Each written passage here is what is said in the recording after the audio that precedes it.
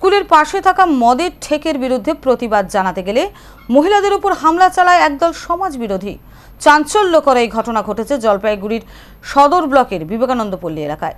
বিষয়টি নিয়ে জলপাইগুড়ি কোতোয়ালি থানায় অভিযোগ জানান স্থানীয় গ্রাম পঞ্চায়েত সদস্য সহ এলাকার বাসিন্দারা। তাদের অভিযোগ, দীর্ঘদিন ধরেই ওই বাড়িতে মদের ঠেক চলছিল।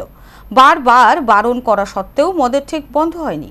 এজন্য এলাকার সমস্ত মহিলারা মিলে ওই বাড়িতে গিয়ে কয়েকজনকে হাতে নাতে ধরে ফেলেন।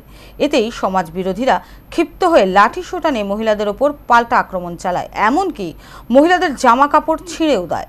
বৃহস্পতিবার বিকেলের এই ঘটনা নিয়ে অভিযোগ জানাতে জলপাইগুড়ি কোতোয়ালি থানায় আসেন স্থানীয় গ্রাম পঞ্চায়েত সদস্য জয়া সরকার বিশ্বাস সহ এলাকার মহিলারা।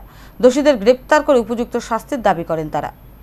আমাদের ওই বিবেকানন্দ পল্লীতে 168 নম্বর বুথের আমার প্রায় বাড়ির সামনেই এক বাড়িতে প্রচুর দেদারে মদের আড্ডা চলত।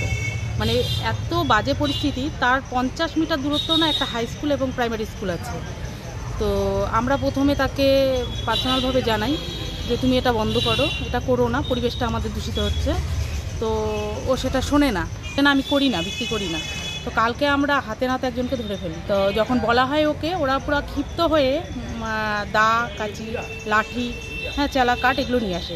যেই মহিলারা ছিল ওখানে গেছিলো তাদের উপরে আক্রমণ করে, পুরো নাইটি টাইটি ছিঁড়ে দেয়, একদম মানে বিভৎসভাবে আক্রমণ করে।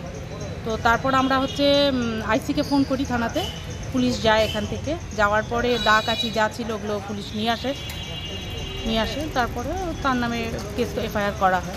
আমরা চাচ্ছি আমি আছে সে যাতে শাস্তি পায়।